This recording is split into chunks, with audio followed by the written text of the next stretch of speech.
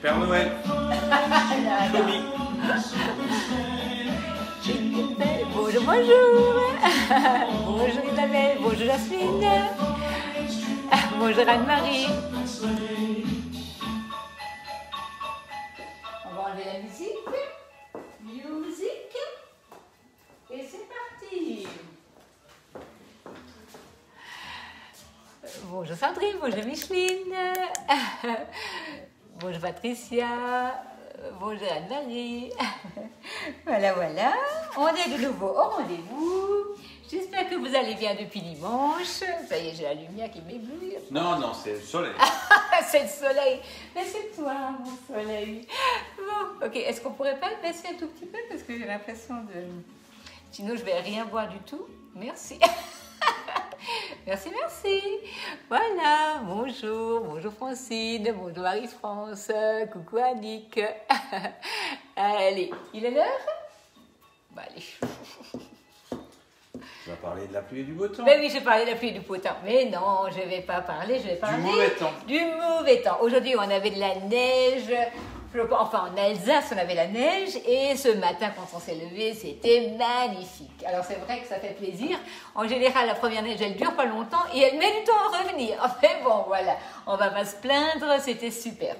Alors, j'espère que vous allez bien. Donc, ce soir, au programme, avec Marino, nous allons vous faire une brioche aux amandes et aux noisettes avec de la cannelle, c'est de circonstance. Et on va faire un pain sapin. On va commencer par le pain sapin. Bien entendu, les pâtes sont faites et la recette de la brioche, elle est sous mon nom, sous le high cooking. C'est donc la brioche aux noisettes et aux amandes. Donc, nous allons déjà préparer non, pardon, excusez-moi, j'avais dit on va commencer par le pain. Alors, Marino, si tu veux, pendant que moi je façonne, combien de boules de pain il me faut pour faire un... 4 x 4. 4 x 4. 16. 16 boules de pain pour faire le sapin. Alors, vous avez ici déjà la pâte qui a levé. Alors, faites au high cooking, ça fait une demi-heure qu'elle pousse. Ça va très très vite. Donc là, c'est de nouveau une farine complète pour que, en fait, tout simplement, le pain blanc, ça va très très très vite sécher. Et du coup, un pain complet, ça reste plus longtemps humide.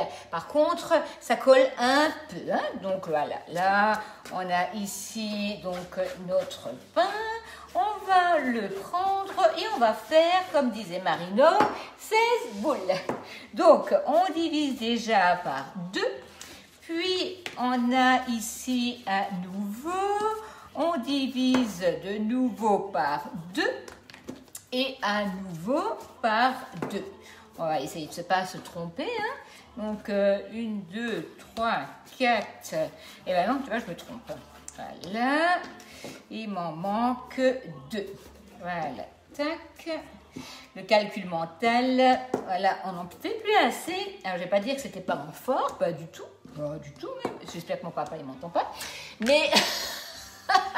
Il regarde pas. Il regarde pas, tu es sûr? Je ne sais pas s'il regarde pas. Alors, en disant, racontant des bêtises, je vais encore me tromper effectivement dans mon calcul. Non, il dirait plutôt que c'est la géographie. C'était pas ton fort, ma fille. Parce que ça fait pas longtemps, je sais où est Saint-Étienne. Mais bon, je pense que je voyage pas assez, Marino. Ça te fera visiter la cuisine. Mais oui. Oui, c'est vrai. Tu pourrais leur raconter la blague. Non, tu ne veux pas leur raconter la blague? Quand la femme dit à son mari, chérie, j'ai voyagé partout, dis-moi un endroit où j'ai jamais été. Alors il la prend par la main et lui dit, viens dans la cuisine. Voilà, c'était pour la petite blague. Parce que Marino me l'a fait régulièrement. Mais non, mais il n'a pas de chance, il faut qu'il m'emmène en voyage parce que la cuisine, je la connais. Donc dis-moi, qu'est-ce qu'elle raconte, cette dame? Elle dit disent pas grand-chose. Elles disent pas grand-chose. Elles sont toutes en train de cuisiner, à mon avis. Voilà, donc nous avons 16 boules normalement. Alors 4, 8, voilà. Ok. Alors, vous avez ici le sile-pain.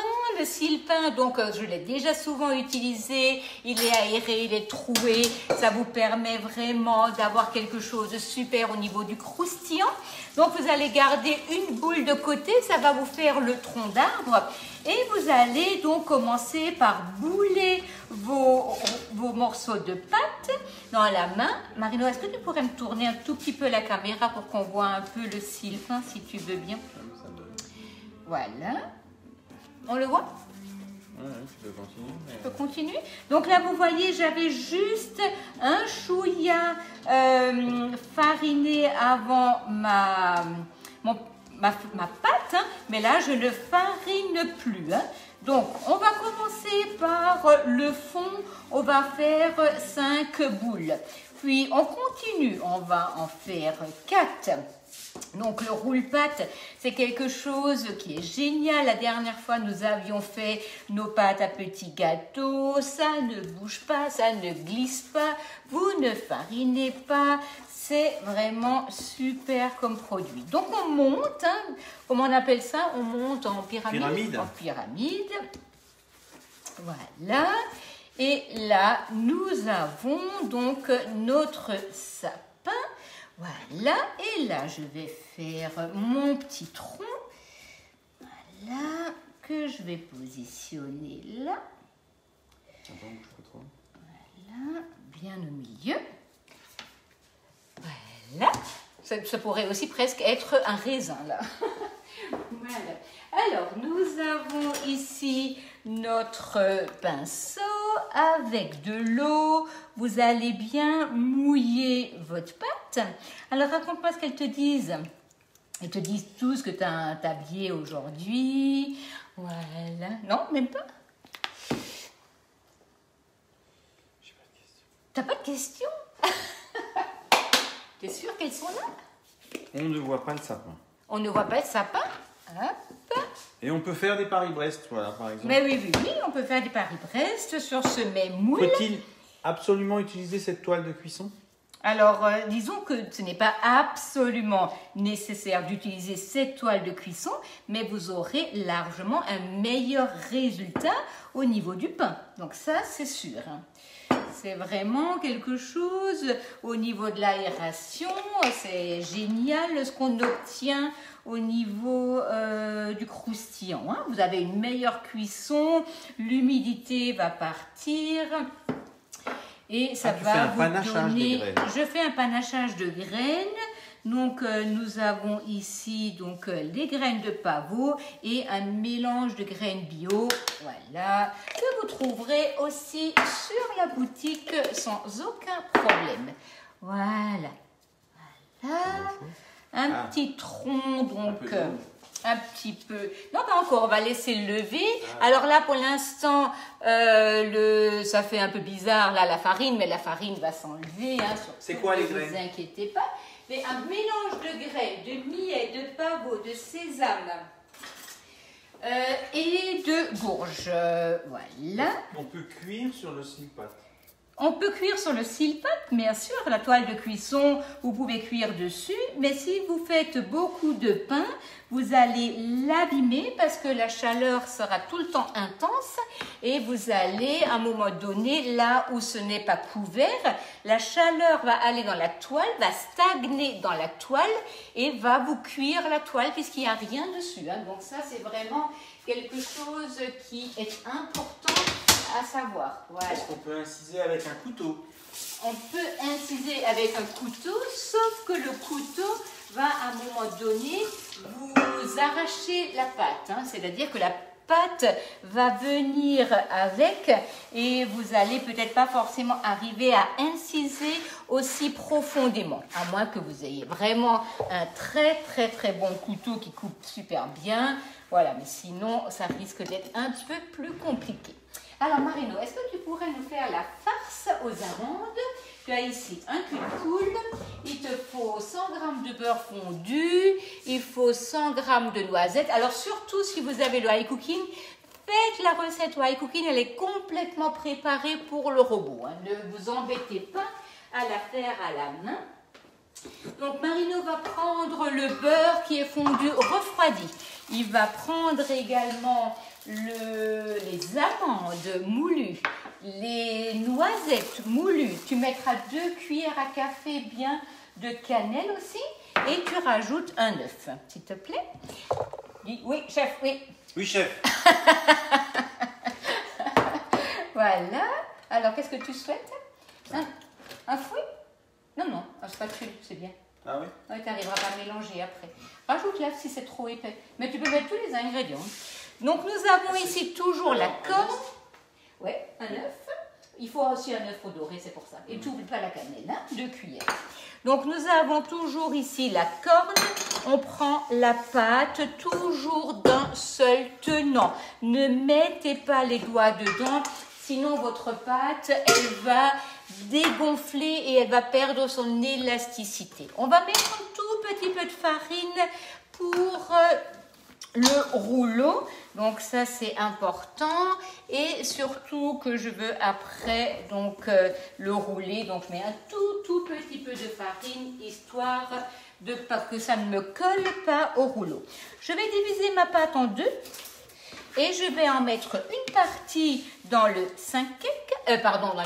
cake et une partie sur la toile de cuisson. On va prendre le rouleau à pâtisserie et on va étaler notre pâte. Vous voyez, la pâte, elle est souple.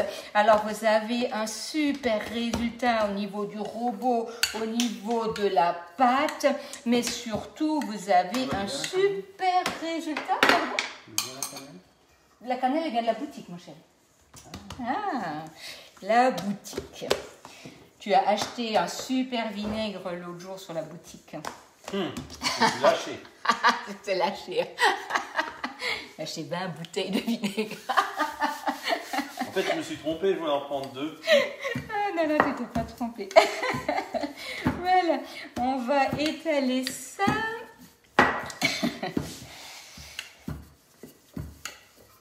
Alors, ça va bien? Ouais, super.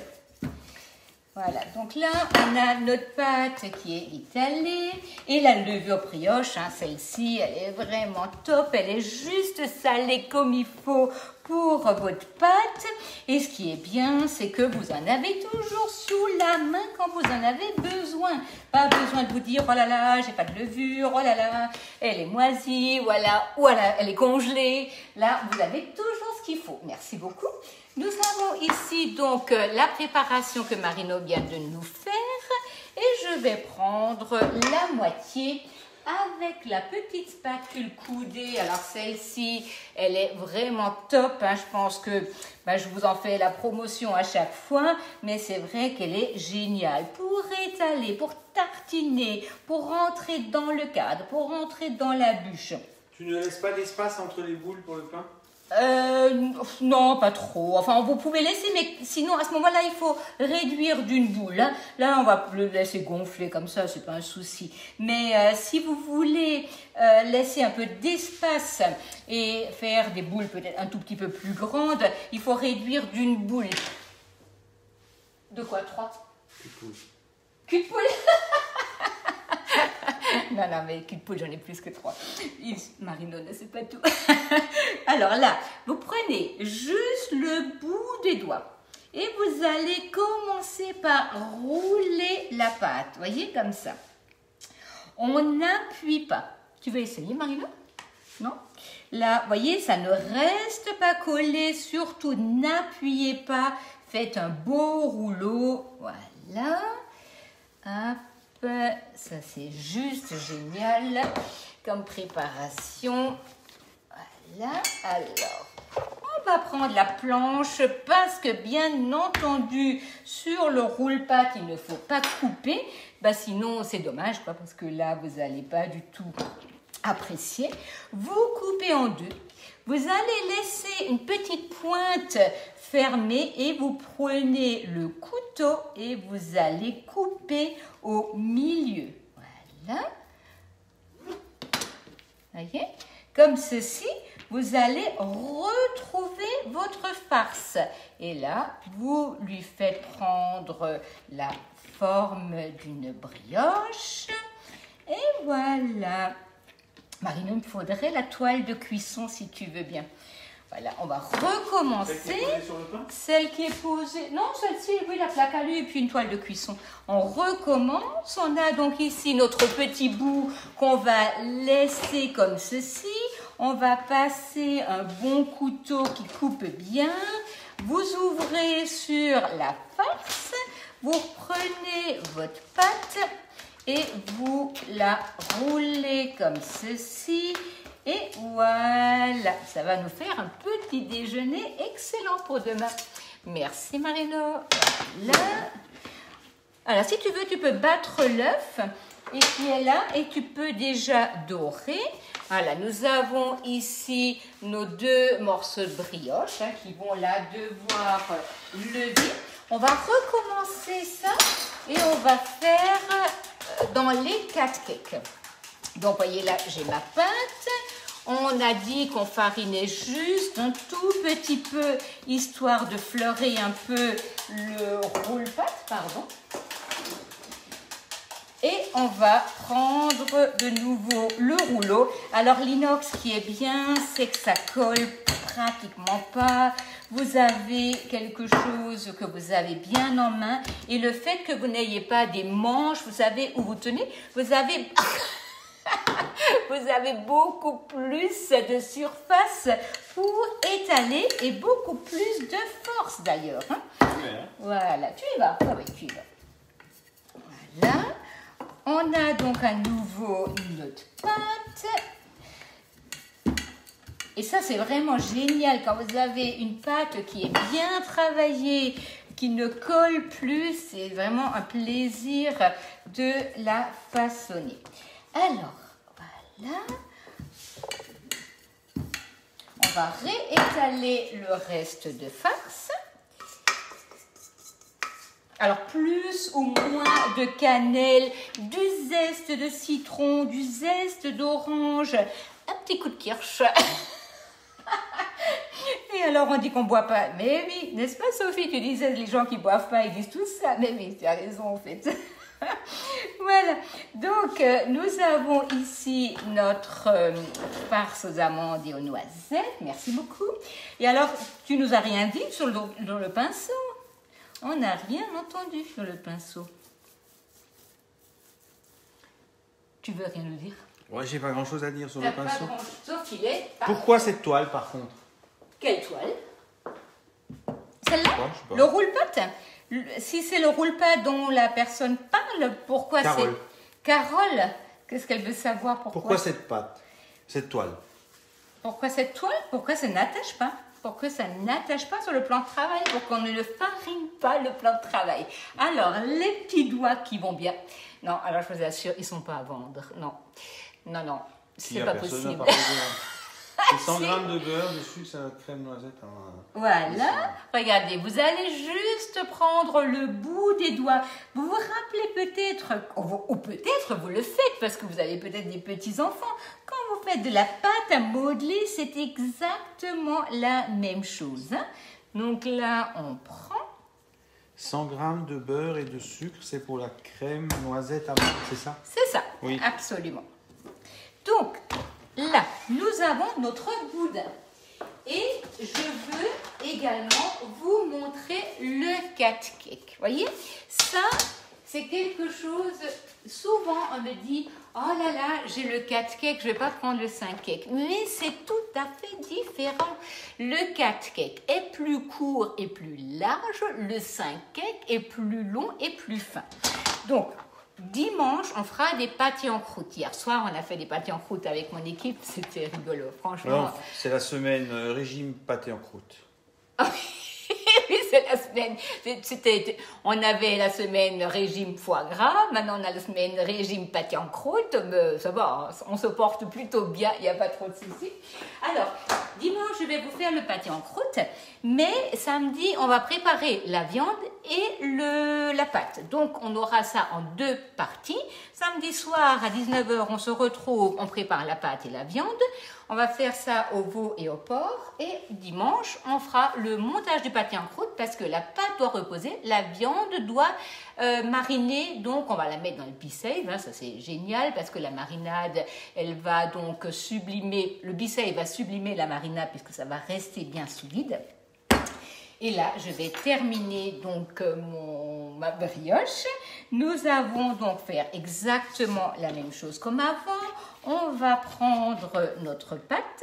On va couper en 2 pour que ce soit plus facile hein, à faire. Parce que c'est vrai que si vous faites ça en long, ben, il faut bien mesurer, bien tirer, c'est moins facile.